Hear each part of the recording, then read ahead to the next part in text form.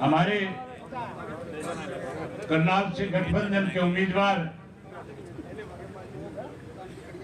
और राष्ट्रवादी कांग्रेस पार्टी के प्रदेश के अध्यक्ष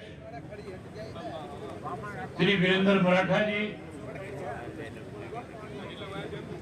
श्री शेर सिंह बटशामी जी,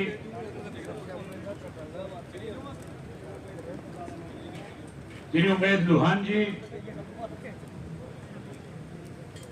पार्टी के राष्ट्रीय संगठन सचिव श्री श्याम सिंह राणा जी, पार्टी के राष्ट्रीय उपाध्यक्ष प्रकाश भारती जी, सर्वहित पार्टी के अध्यक्ष श्री जसवीर आर्य जी, श्रोमणी अकाली दल के अध्यक्ष सरदार संजीत सिंह सोता जी, सरदार अमरजीत सिंह मंगी जी, गजेंद्र पाल ढीलो जी, भाई गोकुल चेतिया जी, हमारी हिसार से प्रत्याशी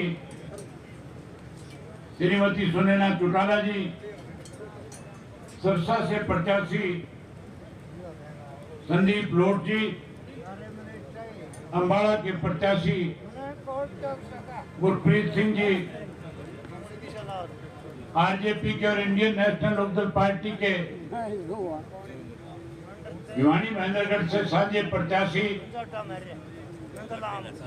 सुभाष परमार जी, सही कह रहा था, राकेश तंवर जी, सही बोल रहे और हमारे गुड़गांव से प्रत्याशी हाजी सोराब जी मंच पे मेरे साथ बैठी हुई सुमाची श्रोमणी अकाली दल की और इंडियन नेशनल लोकदल पार्टी की लीडरशिप, सहकार मित्रों, मेरे से पहले सब साथियों ने आपके सामने आज के हालात पे चर्चा करी। इस देश में, प्रदेश में 10 वर्ष से भाजपा की सरकार बनने के बाद हमें किन हालात से गुजरना पड़ा, 10 वर्ष पहले कैसे भारतीय जनता पार्टी इस देश में काबिज हुई, कौन कौन से वायदे हमारे बीच में किए। अगर मैं उन बातों को दोहराऊंगा तो बहुत लंबा समय लग जाएगा। आप भी बहुत देर से बैठे हैं, सुबह 10 बजे आ गए थे, 4 बजने को हो रहे हैं। साथियों, मेरे से पहले इस बात का जिक्र आया था कि भारतीय जनता पार्टी के लोग नए नारे के साथ चुनाव में आए हैं, 400 पार की बात करते हैं, मोदी की गारंटी के नाम पे वोट मांगते हैं। लोग जब पूछते हैं मोदी जी की गारंटी क्या है, गारंटी बताने की बजाय 10 साल में क्या किया ये बताने की बजाय, अगले 5 साल का विजन क्या है ये बताने की बजाय 2047 की बात करते हैं। कहते हैं 2047 में विकसित भारत बनाना है। जो विकसित भारत बनाने की बात करने वाले लोग, इस मोदी जी ने 10 साल में इस देश को कैसे पीछे ले जाने का काम किया।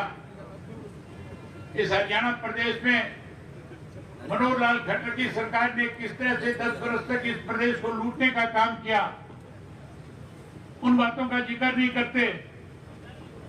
इन 10 वर्षों के अंदर नरेंद्र मोदी जी ने रेल बेच दी, हवाई अड्डे बेच दिए, साथियों इंश्योरेंस बेच दिया, बैंक बेच दिया। जो भी संस्थाएं देश को आमदन पैदा करके देती थी, सारी संस्थाएं अंबानी और अडानी को देने का काम किया। यहां तक अंबानी और अडानी के 19 लाख करोड़ के कर्जे माफ करने का इस मोदी की सरकार ने काम किया। जबकि देश का किसान एमएसपी के कानून की बात कर रहा था, वायदा मोदी का था कि मेरी सरकार बनने के बाद इस देश के अंदर एमएसपी लागू करेंगे। 2014 में मोदी जी ने हमारे साथ वायदा किया था और कहा था स्वामीनाथन की रिपोर्ट को भी लागू करेंगे। वहीं और बड़े बड़े वायदे किए, अगर मैं सबका जिक्र करूंगा तो बहुत लंबा समय लग जाएगा। वायदा किया था साथियों, कांग्रेस के 70 साल में इस देश से जो धन लूट करके विदेशों के बैंकों में जमा कराया है, हम उस काले धन को वापस लाएंगे। और मोदी जी कहते थे बैंकों में खाते खुला लो, हर व्यक्ति के खाते में 15-15 लाख रुपए जमा करा दूंगा। मैं पूरे हरियाणा प्रदेश के एक एक गांव में जाकर के आया हूं।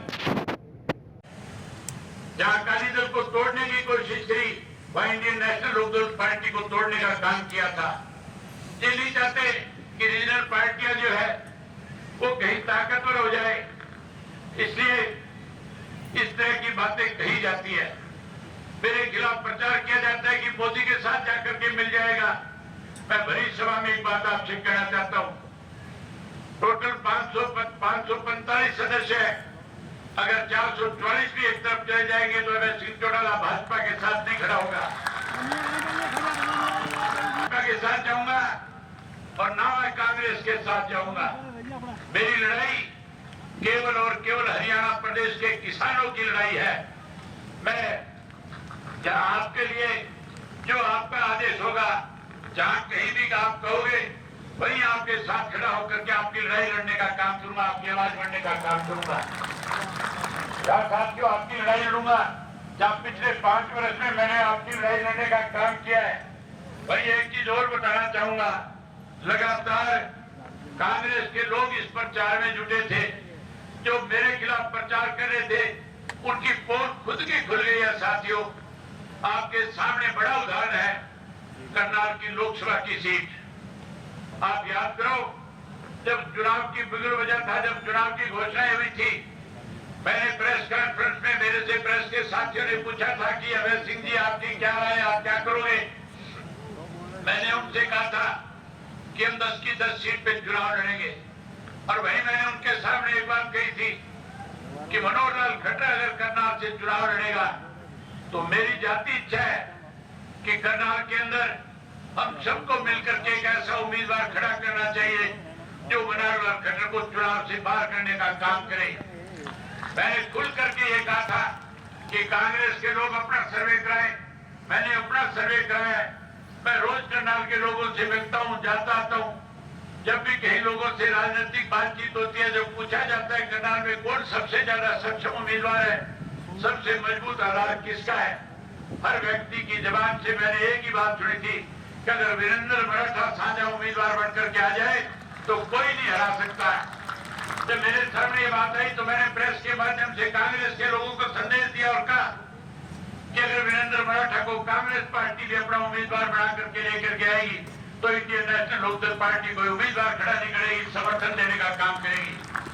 जब हमने ये बात कही, वही कांग्रेस के लोगों के सामने शर्तबाजी जो गठबंधन के सबसे बड़े नेता है, उन्होंने भी ये बात दोहराई कि आप लोगों को इस पे विचार करना चाहिए और वीरेंद्र मराठा जी को टिकट देकर के चुनाव लड़ाना चाहिए। लेकिन कांग्रेस की नीयत में खोट थी, भूपेंद्र सिंह हुड्डा की नीयत में खोट है। हुड्डा नहीं चाहता कि भारतीय जनता पार्टी हरियाणा प्रदेश में कमजोर पड़े। इसलिए साथियों, इस भूपेंद्र सिंह हुड्डा ने ऐसा कैंडिडेट, ऐसा उम्मीदवार उतारा है जो करनाल का रहने वाला भी नहीं है, जो घुमाड़ा का रहने वाला है, जो घुमाड़ा का रहने वाला है, और उसके ऊपर एक ऐसा केस है जिसमें पीओ घोषित हुआ है। ये मान के चलो जो पीओ है उसको पुलिस पकड़ के ले जाएगी। और आपको पता ही है, भाजपा वाले बड़े बड़ों को जमानत पे नहीं छूटने देते, वो तो बेचारा बड़ा छोटा सा आदमी है। इसलिए लगातार भूपेंद्र सिंह हुड्डा जो है मनोहर लाल खट्टर की मदद करने में लगा हुआ है। दूसरा उदाहरण और आपको बता देता हूं, सुभाष चंद्र जब एमपी बना था राज्यसभा का, सोनिया गांधी जी से और हमारी आपस में बातचीत हुई थी। मैं अपोजिशन का लीडर था। उस वक्त में ये तय हुआ था हरियाणा की 2 सीटों पे चुनाव होना था। एक सीट के ऊपर भाजपा जीत रही थी, दूसरी सीट पे कांग्रेस और हम मिलकर के चुनाव लड़ रहे थे। हमारे दोनों के मिलकर के 37 वोट बढ़ते थे। हमारा उम्मीदवार जीतना था। मैंने उनके सामने प्रस्ताव रखा और कहा था कोई ऐसा साझा व्यक्ति लेकर के आओ जिसपे आपको आपत्ति नहीं हो, हमें भी आपत्ति नहीं हो। साझा उम्मीदवार ले, लेकिन सुभाष चंद्र को जिताने के लिए भूपेंद्र सिंह हुड्डा ने अपना बैलेट पेपर भी खाली छोड़ने का काम किया था।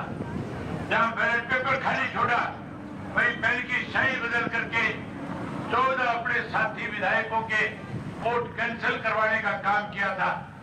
इस बात को लेकर के जब हमने सोनिया गांधी के पास उस कैंडिडेट से कहा कि जाओ शिकायत करो, तो सोनिया के भी हाथ खड़े हो गई थी, बेबस हो गई थी, वो भी नहीं चाहती थी।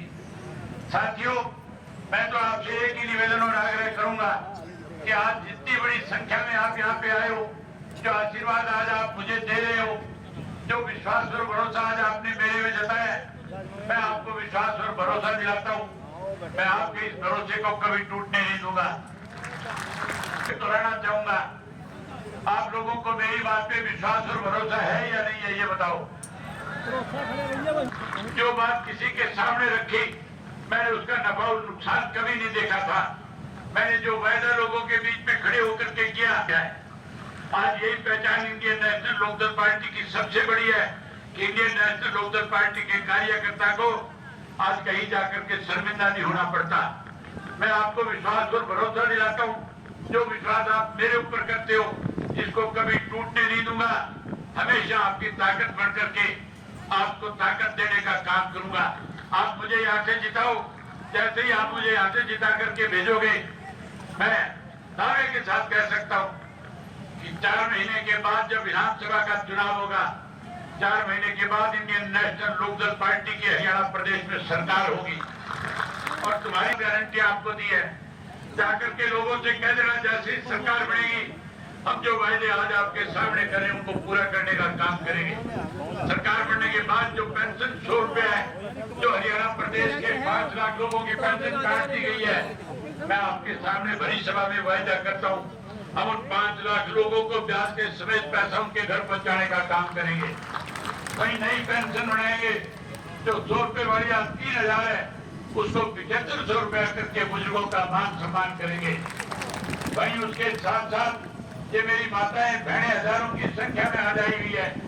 इन माताओं बहनों के साथ मोदी ने धोखा किया था, कहा था गैस का सिलेंडर मुफ्त में दूंगा, मुफ्त में देने की बजाय महंगा कर दिया।